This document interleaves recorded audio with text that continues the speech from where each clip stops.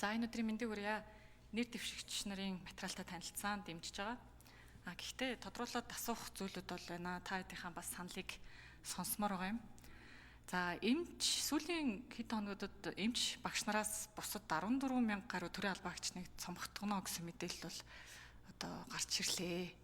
Тэгээ зөвхөн та хэд маань мэдээж төрийн албаны тухай хуулийг мэдж байгаа. Тэгээ төрийн албаны одоо ерөнхий шалгалтыг өгөөд тэр дотор нь ажиллаж байсан хүний хувьд 62.1-ийн 4-р залтыг заавал одоо сануулъя гэж хүслээ. Тэгэхээр төрийн байгууллага хэрвээ татан буурдах юм бол, өөрчлөн байгуулагдах юм бол эсвэл өөрөөс нь үл хамаарах шалтгаанаар албан тушаалын орон тоонд хасагдсан тохиолдолд цалин хөлсөө бууруулахгүйгээр мэрэгжлийн дагуу өөр ажил албан тушаалд шилжих эсвэл төрийн хөрөнгөөр 6 сар хүртэл хугацаагаар дахин мэрэгших. Энэ хугацаанд урд нь эрхэлж байсан албан тушаалынхаа цалин хөлсийг авч хууль тогтоомжид заасан журмын дагуу ажлын байраар хангуулах эсвэл 3 сарын цалинтай тэмцэх хэмжээний 1 удаагийн тэтгэлгийг тухайн байгууллагаас авна гэж. Тэгэхээр энэ хуулийн заалт мэдээж хэрэгжих л баг л та. Тэгээ яг энэ 14,000 төрийн албаагчийг цомгтох асуудал нь болохоор давхарцсан оронтой их байна гэж яриад байгаа байхгүй. Тэгэхээр төрийн албаны зөвлөл дээр бүх салбар яамдууд өөрсдийнхөө ажлын албан тушаалын тодорхойлолтыг батлуулдаг. Тэгээ энэ баталж байгаа субъект нь өөрөө давхартлаа харах хэрэгтэй байхгүй. Тэгэхээр миний бодлоор бол хариуцлага төрийн албаны зөвлөлийнх юм шиг. Тэр энэ асуудал дээр ер нь ямар бодолтой байна, саналтай байна.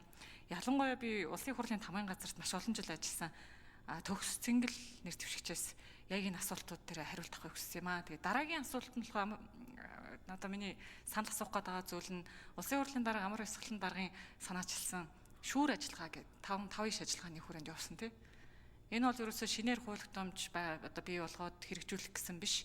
Бага хууль хэрэгжих ёстой. Төрийн албанд шаардлага хангаагүй албан агчдыг яах вэ гэдэг дээр шүүр ажиллагаа бол хэрэгцсэн, амжилттай сайн хэрэгжсэн гэж бол би боддог. За тэгэхээр энэ одоо энэ шүүр ажиллагаа гэж нэрлээд энийг заавал хүчтгээд ингэж явах шаардлагагүй. Ер нь төрийн албаны хуулийн хөтөлмөрийн хуультайгаа ер нь одоо хэрэгжүүлээд явах ёстой. Тэгэхээр энэ одоо шүүр ажиллагааг үргэлжлүүлээд явах юм уу эсвэл хуулийн хэрэгжилтэндээ яг анхаарат явах юм уу? Ер нь яг ямар арга хэмжээ бүтээр авах ёстой юм? Тэгээ яг түрүү Бат Эрдэнэ гишүүний хэлснээр ер нь бол төрийн албан одоо ажиллаж байгаа төрийн албан агчдаа хамгаалж өмөөрсөн байр суурьтайгаар л энэ үгээ бол хэлж байгаа юм шүү. Тэгээ төгс цэнгэл нэр дэвшигч энэ хоёр агуулга тэр өөрийнхөө байр суурийг илэрхийлээрэ. Тий. За. Төгс цэнгэл нэр дэвшигч хариулт өгье. За, уян гишүүний асуултанд хариулъя. За, сүүлийн үед бол төрийн албан агчдын тоог бууруулах асуудал хэрэгжиж байна. Энэ бодлого зорилтыг бол хэрэгжүүлэхдээ бол нөхцөл байдлыг бол цогцоор нь харах шаардлагатай гэж бодож байна. Энд бол төсөв талаасаа, хүний нөөц талаасаа, тэгээд бүтөвц оновчлол талаасаа, за чиг үүрэг хариуцлагын талаас нь цогцоор нь харах ёстой. За, төрийн албан агчдыг бууруулах замаар төсвөө хэмнэх зорилго тавьж байгаа бол урсгал зардлын бүтцийг бол наривчлан судалж, за мөн бусад зардлын бүтцийг бол хамтд нь харгалзаж илүү оновчтой шийдлийг тооцоолох нь бол зүйтэй гэж бодож байна. Одоогоор төрийн албанд нийт 226,859 албаагч ажиллаж байна. Энэ нутгаар цалин хөлсний зардлын төсөвт 19.4%, харин цалин хөлсний зардал нь урсгал зардлын 13.6%-ийг бол эзэлж байгаа тул нийт төсвийн үр ашгийг нэмэгдүүлэхэд үзүүлэх одоо нөлөө нь хязгаартай байж болох юм. За хүний нөөц талаасаа бол төрийн албан агчдын тоог 9% бууруулах нь бол ойролцоогоор. За гүйцээж хариулъя 1 минут. Төрийн албан агчдын тоог 9% бууруулах нь ойролцоогоор 14,400 орчим хүний ажлын байрыг хөндөг тул энэ шийдвэрийг бол хэрэгжүүлэхдээ бол төрийн албаны хүрээ тогтолцоо хаанаас нь ямар зарчмаар гэсэн нарийн төлөвлөлтийг шаардлагатай гэж бодож байна. За бүтцийн оновчлол талаасаа бол төрийн үйлчлэгийг бол хэвийн тасралтгүй хөрөх гэд одоо зайлшгүй шаардлагатай албан тушаал орон тооны тооцоолыг бол эхний үед хийх шаардлагатай. За үүний дараа чиг үүргийн давхарлалтай төрийн өөрөө зайлшгүй гүйцэтгэх шаардлагагүй гэж утсан чиг үүргүүд юу юм? За мөн хувийн хвшилд одоо шилжүүлж болох чиг үүрэг албан тушаалын тоог цөөрүүлэх замаар зөв суурьтай тооцоотой оновчтой шийдэл бодлогыг хэрэгжүүлэх ёстой. За чиг үүргийн хариуцлага талаасаа бол ажлын байрны бүтцийн шинжилт хамаардаг үйл явц нь бол олон талын нөлөөллийг бол урьдчилан тооцох шаардлагатай. Тухайлх юм бол хүний нөөцийн хөдөлгөөнөөс хамаарат бол дагаж олгогдох тэтгэмж одоо нийгмийн даатгалын сангаас үзүүлэх үйлчилгээ, нийгмийн халамжийн зардлууд бол нэмэгдэнэ. Эдгээр зардлыг бол урьдчилан тооцож одоо хэмнэлтийг бодиттой үр дүнтэй одоо харьцуулсан судалгаа болгож одоо хариуцлагатай хандах шаардлагатай гэж үзэж байна. Шүүр ажиллагаа. За шүүр ажиллагаа хэрэгжээд тодорхой. За нэмэлт 1 минут. Гүйцээж хариулъя. За төрийн хэн шалгалтын хуулийн хүрээнд шүүр ажиллагаа амжилттай хэрэгжээд явж байгаа. За энэ ажиллагааны үр дүнгууд гараад явж байгаа. За тэгээд ер нь бол энэ хэрвээ би төрийн албаны зөвлөлийн гишүүнээр томилогдоод очих юм бол одоо төрийн албаны үйл ажиллагааг одоо оновчтой чиг үүргийн давхардалгүй одоо хяналт шалгалтыг тодорхой болгох энэ одоо шүүр ажиллагаа гэх мэт үйл ажиллагаанд бол өөрийнхөө хөв нэмрээ оруулаад одоо идэвхтэй санаачлагтай ажиллана гэж хариулъя. Энэ одоо төрийн албанаас 14400 хүн чөлөөлнө гэд өчигдрөөс эхлээд засгийн газар төсвийн тодорхойлолтой холбоотой асуудлаас яриад эхэлчлээ. Тэгээ энэ яг ямар албан хаагчдаас яаж чөлөөлөх гэж байгаа талаар та нарт мэдээлэл байна уу?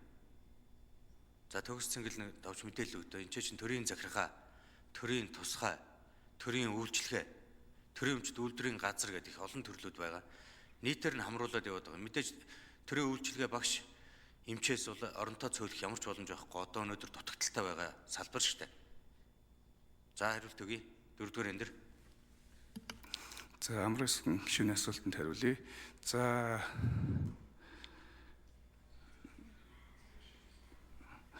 Монгол улсын хөгжлийн 2026 оны төлөвлөгөө батлах тухай тогтоолд төрийн албаны шинжилгээг хийж чиг үүргийн давхардлыг арилгах зорилгоор багш эмч нараас бусад төрийн албан агчдын тоог 9% бууруулах замаар бол зохистой хүчтэй чадварлаг төрийн албыг бэхжүүлнэ гэж энэ тогтоолд дурдж энэ хүрээнд засгийн газар одоо өчигдөр одоо сангийн сайд мэдээлэл хийж илээ.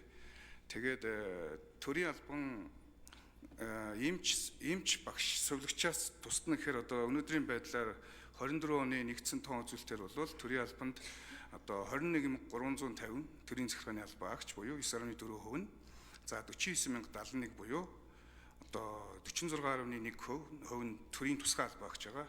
Тэгэхээр эндээс тооцоолоод 9%, за дээрэс нь одоо 150 мянган төрийн үйлчлэгээний албаас одоо багш эмч сувлагчийг хасаад дүнгээ харьцуулаад тэрийг нь 9% гэж тоо гаргасан болов уу гэж би хувьдаа бодож байна. Төрийн захиргаа 21350, тусгай 49071. Тэ 49071. Ингээд нийт дүнгээрээ бодох юм бол 70000 байгаа. За төрийн үйлчлэгээ маань бол одоо 150 гаруй 156 мянга байгаа. Тэгэхээр тэндээс эмч багш нараа ассан дүнгээр тооцоод 14400 гэдэг тоо гаргаж ирсэн болов уу? Одоо наадхаар чинь төрийн захиргаа 21000, төрийн тусгай 49000 гэдэг чинь нийлээд 80000. Тийм ээ? 70000. 70000-аас 9%, 7200 орчим. 6300. Цаана нь 14400-аас 6300 хөр 8100 төрийн үйлчлэгээний албан хаагчид дээр чөлөөлөх ажил явагдах юм уу? Тийм задаргаа нь байна уу байхгүй юу? Эдийн засгийн хөгжлийн яамнаас энэ тогтоолын үндэстийг хэлэлцүүлж яхад тодорхой судалгаа юмнуудыг танилцуулсан. Тэр судалгаанаас дурдъя. Энд бол захиргааны албанаас 10% буюу 2153, тусгай албадаас 25%. Энэ болох дээр сүүлийн 12 жилийн хугацаанд 70%-аар өссөн бүтэц давхардалтай цахимжих боломжтой бүтээмжийн үнэлгээ суулгасуудаас тусгай албадаас 25%. За үйлчлэгээний албанаас 9% буюу 3658. За улс төрийн албанаас 9% буюу 340 гэсэн тоо судалгааг хэлцүүлгээр ярьж байсан. За